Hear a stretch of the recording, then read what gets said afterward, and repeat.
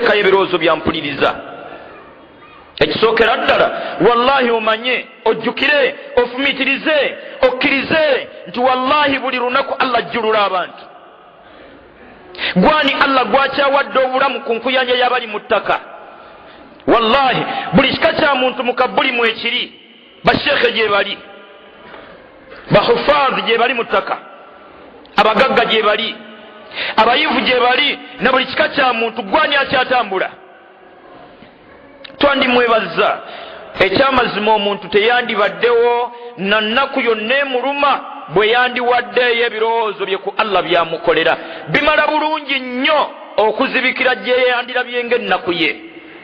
Obulamu obulina bugula ssere mmeka ze wayina ze wasobola ezaalema bassebaana ezaalema bamulwana.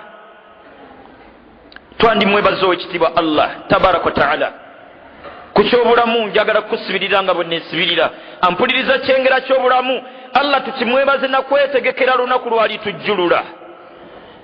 Wattaqu yawman turja'una fihi ila Allah. Lowooza nnyo ku lunaku, wetegekere nnyo olunaku lw'oliddizibwa mu maaso ga Allah. Ampuliriza, lowooza nnyo kawungeezi imaamu lwaliyimirira mu muzikiti ewammwe akubike eri bansasagge, Allahu akbar, ng'asazeewo Allah kukutwala. Balyogera bye balyogera ng'ekyo Allah kyasazeewo tabaraka wa taala. Ampuliriza, tutegeke kabbuli zaffe wakati mu kukozesa akakisa k'obulamu Allah kakyatuwadde. Wallahi buli ibaada gikole ng'okyagisobola, gikole ng'okyayina omukisa, essaawa yonna Allah akunnyula. Kozesa akakisa kano ampuliriza, tuyimirizengawo esswala mu budde bwazo. Abasajja oba abaami esswala tuzireetenga mu mizikiti. Oweekitiibwa sallallahu alaihi wasallama atuukirirwako muzibe olunaku lumu. Muzibe amugamba nti nsanga obuzibu kukujja mu muzikiti, nzikiriza asalirenga awaka. Yamubuuza nti omwazinyi y'omuwulira eka ewo gy'obeera, eddoboozi ly'omwazinyi lituuka?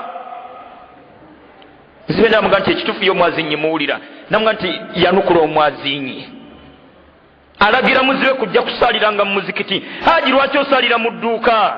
Lwaki tusalira waka? Buli koyinako obusobozi kakole, tusalire mu budde. Esswala eza sunna tuzenywerezeeko, tusukeko ekiro, Qur'ani tugisome. Wallahi mukabbuliyo Qur'ani ogyetaaga, ejja kujja okukolera ekimu ku bibiri. Bw'etajja kulumiriza egenda kujja kuwolereza. Bwembanga mwaka sente okawangayo oluwaayo lwakwetegekera maziika go.